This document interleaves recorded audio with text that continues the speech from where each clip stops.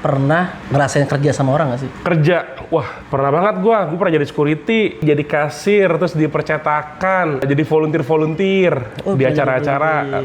Itu gue pernah lah, pokoknya pekerjaan sebelum gue bisnis itu cukup lumayan ngasih gue banyak pelajaran lah. Gue penasaran, definisi bertumbuh versi lu apa sih? Hari ini lebih baik dari hari kemarin. Oke.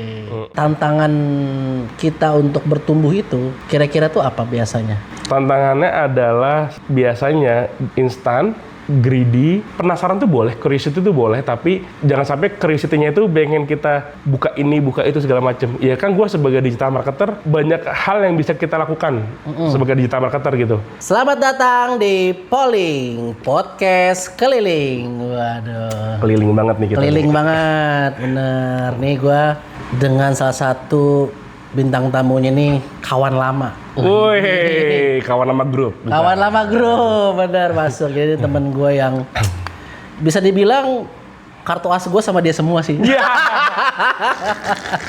Alun Bening. Wis. Tapi Buteng. gue nggak mau ngejelasin siapa dia.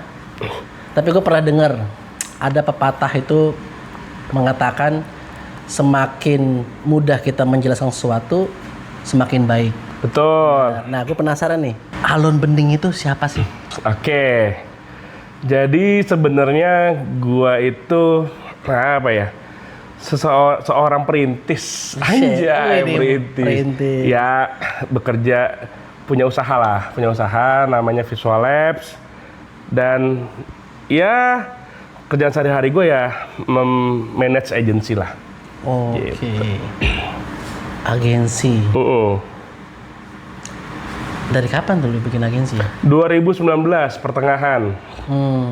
Pertengahan 2019. Agensinya Visual Lab. Gue pernah lihat tuh iklan-iklannya Visual Lab. Sebanyak yang bisa lu pilih ngejalanin bisnis, gue penasaran. Oke. Apa yang bikin lu mau seriusin agensi Visual Lab ini? Sebenarnya pertama alasannya adalah karena udah kadung nyemplung. Kadung nyemplung. Itu pertanyaan, itu alasan pertama. Selanjutnya adalah ternyata punya agensi itu jadi banyak belajar. Banyak belajar dari banyak kasus-kasus yang terjadi setiap hari. Oke. Gitu. Sehingga malah memantapkan diri untuk ya fokus aja di agensi. Gitu. Wah, keren. Jadi malah banyak belajar ya? Oh banyak belajar dan lebih cepat karena kasusnya sangat kompleks biasanya. Karena setiap hari menyelesaikan masalah orang terus. Betul. Apa bedanya agensi Visual Lab sama agensi-agensi lain? Sebenarnya kalau bedanya apa, agensi lain jujur nggak tahu ya. Karena kita fokusnya ke kita diri sendiri aja sih. Nah, gitu. Gue juga pernah lihat di Instagramnya Visual Lab itu ditulis agensi bergaransi. Nah, itu tuh maksudnya bergaransi itu gimana? Kok lu seberani itu bikin bergaransi? Oke. Kenapa kita bisa bergaransi? Karena kita punya sistem yang namanya filter klien. Kita tuh memfilter klien dengan cara kita sudah punya standar klien yang bisa kita handle yang seperti apa nih. Okay. Nah, maka kita bisa memberikan garansi karena tadi kita sudah filter dulu kliennya. Lu mulai dari bisnis itu tahun berapa? Agensinya atau gimana? Jalanin bisnis. Oh, 2015. Nemu agensi 2019, habis itu sampai sekarang, alhamdulillah 7 tahun. Dan lu pernah ngerasain kerja sama orang gak sih? Kerja, wah pernah banget gue pernah jadi security, pernah jadi kasir, pernah. Security, jadi kasir, terus di percetakan, jadi volunteer di acara-acara. Itu gue pernah lah, pokoknya pekerjaan sebelum gue bisnis itu ya cukup lumayan ngasih gue banyak pelajaran lah gitu. Berarti kan lu ini tuh switch nih, yang tadinya kerja profesional menjadi pebisnis. Nah, gue pengen tahu cara pandang lu saat ini menjadi pembisnis itu bagaimana? Kalau sekarang itu gue ngelihatnya adalah gue tipikalnya gini sih, gue harus memperlakukan orang sesuai dengan apa yang gue pengen orang lain memperlakukan ke gue. Oke. Jadi gitu, karena gue pernah di kondisi-kondisi yang gue tuh nggak suka dengan hal itu, tapi gue dapat hal itu. Nah itu nggak enak banget. Nah dulu ya, tapi waktu gue kerja. Nah sekarang gue pengennya, ya gue pengen kalau gue pengen dapat ini, ya harus orang lain harusnya dapat itu juga gitu. Oh jadi hukum 1 banding 1 ya gitu ya? Benar, gue sih kayak gitu ya kalau gue. Dan lu pernah bilang juga bahwasannya Visual Lab itu kerjanya semuanya remote. Betul, remote. Iya kan? Nah, sedangkan mungkin saat ini orang udah pada terbiasa mendengar yang namanya kerja remote. Karena udah banyak ada WFA segala macam. Nah, dulu di awal-awal kenapa lu bisa kepikiran kayak gitu? Dan tantangannya apa lu nemuin kerja remote itu di awal-awal ya? Iya, jadi gue dari awal bangun usaha sampai sekarang full remote, nggak pernah punya kantor. Alasannya apa? Karena nggak punya duit. Karena Nggak punya duit. Nah, tapi sekarang gue baru nemu alasannya yang lebih ideal gitu. Oke. Karena ternyata di Indonesia itu kita punya banyak talent yang hebat.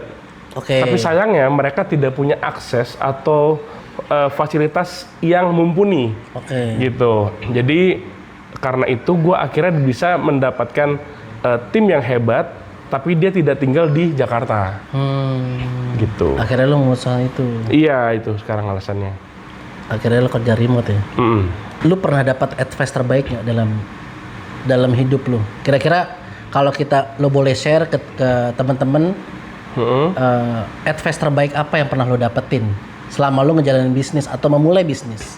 Advice terbaik itu gue datang dari sahabat gue, Riko Huang. Oke. Ini kita bisa berbeda pendapat ya dengan semua orang ya. Tapi Riko itu ngasih sebuah pesan bahwa fokuslah di satu, udah itu aja. Fokuslah di satu. Fokus di satu. Jadi kita harus fokus di sana dan juga selalu continuous improvement. Jadi improvement 1%, tapi setiap hari. Nggak perlu 50%, 1% aja setiap hari. 1% besok lagi 1% lagi, gitu terus. Kalau kita ngomongin fokus, kapan saatnya kita fokus dan kapan kita saatnya untuk pindah? Menurut gua sih sebenarnya jika memang kita sudah kadung nyemplung, sebenarnya fokusin aja sih. Nah, kecuali nih memang lu jualan produk yang dia tuh viral sesaat. Oke. Baru lu bisa pindah. Kalau gua kan agensi nih. Menurut gua ya, agensi itu bukan produk viral sesaat. Oke. Itu produk yang memang butuh di treatment secara sesering mungkin dan rutin, dan dia memang insya Allah bisa long lasting. Jadi ya gua nggak ada pilihan untuk gua ganti bisnis. Itu menurut gua gitu. Sekarang kan banyak distraksi di sosial media, apalagi dengan sekarang ada AI. Gimana cara lo atau caranya Alun untuk menjaga fokus? Dengan gua sadari bahwa sunatullahnya tuh gini, ketika kita misalnya mencoba sesuatu yang baru, misalnya gue agensi, gue misalnya mencoba trading misalnya, ya. Sunatullahnya adalah setiap kita mencoba sesuatu yang baru, biasanya itu kita di kondisi yang kita ngerasa itu tuh mudah, itu mudah, ketika kita masuk ternyata sulit, dan pasti kita akan menemukan kondisi kita itu jatuh ke bawah ketika kita coba hal itu. Misalnya gue coba trading, dan gue coba jalanin setahun.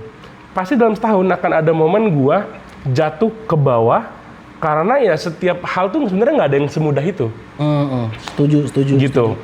Walaupun terlihat di sosial media tuh kayaknya gampang banget ya. Temen gua kan banyak yang main saham, main apa kan kita ngeliatnya profitnya enak kan. Tapi gue sangat yakin ada momen dia jatuh yang parah. Dan bisa jadi gua nggak sekuat dia kalau gua masuk ke situ. Setuju. Dan belum tentu kita bisa jadi bunglon ya, yang bisa berubah. Betul. Ya kan, siapa tahu kita mau cocoknya jadi kuda yang fokus kayak gitu. Betul. Dan gue berpikir, kan gue sekarang udah mau 30 tahun ya. Gue punya target, ya kayaknya gue kalau dalam 10 tahun ke depan gue masih gonta-ganti, buat gue pribadi sih bahaya buat gue pribadi ya. Ya tadi harus ada momen, kalau gue menyimpulkan tadi, tahan sabarnya tuh. Iya, betul. Tahan sabar istilahnya tuh. Tahan sabar. Tahan sabarnya karena nggak mungkin segampang itu untuk ngedapetin hal baru untuk langsung Betul. hasilnya cepet kan. Iya, betul. Dan memang kalau gua ngelihat diri gua saat ini dibanding ketika awal gua memulai Visual Labs, gua sudah mendapatkan cukup banyak lah gitu dari bisnis yang sedang gua bangun ini gitu. Dan gua ngelihat ada satu orang ya namanya Ko Yohanes Auri. Seingat gue pernah lihat IG story-nya, untuk beliau mencapai ke kondisi yang luar biasa finansialnya, itu beliau butuh 16 tahun membangun agensinya. Sabar tuh ya. Seingat gue iya. gitu. Tapi 16 tahun cukup sabar sih. Iya, betul. Cukup sabar sih. Yang dimana apalagi di era sekarang, kita lihat orang pengen berlomba-lomba cepet gitu. Iya, gue kan memulai dengan nol, nggak punya duit. Jadi gue nggak ada kewajiban buat cepet-cepet kaya, gitu. Karena dengan bertumbuh aja gue udah bersyukur. Udah bersyukur ya. Buat gue ya. Nah, gue penasaran definisi bertumbuh versi lu apa sih? Hari ini lebih baik dari hari kemarin. Oke. Jadi hari ini lebih baik hari kemarin minimal 1%. Minimal 1%. Dan tantangan kita untuk bertumbuh itu kira-kira tuh apa biasanya? Tantangannya adalah biasanya instan, kemudian greedy, kemudian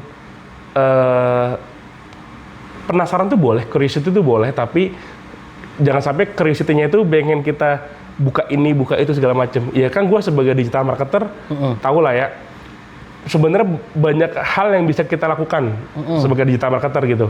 Nah, tapi di situ tantangannya bagaimana kita harus jauh lebih nahan sabar, gitu sih. Sekarang kan ibaratnya tuh setiap proses kita bertumbuh itu mungkin kondisi dulu belum punya pasangan sama kondisi saat ini kan pasti punya pasangan berbeda. Nah, yang membedakan ada perubahan nggak sih lo sendiri pada saat dulu single, pada saat dulu sekarang sudah menikah? Ada merasa perubahan nggak? Perubahannya paling lebih ke yang ngedoain aja sih. Oh, lebih ngedoain ya. Iya. Sekarang ada ngedoain ya. Ngedoainnya bertambah. Iya. Tadinya kan orang tua doang, sekarang ada istri. Ada istri. Gitu. Itu aja perubahan. Ada lagi nggak? Iya, tapi dari ngedoain itu kemana-mana efeknya. Kemana-mana. Efeknya kemana-mana. Berarti lu menyimpulkan bahwasanya doa istri itu benar-benar penting. Wah, buat gue itu penting banget. Wah, penting banget. Terutama tuh, bini gue ya. penting banget doa ibu terutama tuh. bini doa istri itu. Terutama bini gue tuh yang piatu kan. Oh iya, kuat tuh. Kuat. Gitu. Dan lu merasakan impact-nya tuh. Oh, banget. Banget ya? Banget. Seriusan, gua nggak bohong. Wah, keren. Nah, gimana sih trik atau cara lu meminta doa sama istri? Biasanya nyenengin dia dulu. Oh, nyenengin dulu. Nyenengin dulu tuh pertama. Ada sesajennya. Ada sesajennya. Habis itu nyenengin, tinggal minta doain. Minta doain. Karena ketika istri mendoakan kita di kondisi yang dia lagi happy, itu lebih tulus doanya. Oh, Insya Allah merinding nih, gila keren. Itu lebih tulus, beneran. Iya. Berarti doa istri itu benar-benar penting banget. Dan lu ngerasakan perbedaannya tuh sebelum nikah sama sudah. Banget. Dan ini mungkin jadi pertanyaan terakhir. Misal nih, ya ini amit-amit hari ini adalah hari terakhir. Kira-kira pesan apa yang ingin lu sampaikan kepada diri lu sendiri?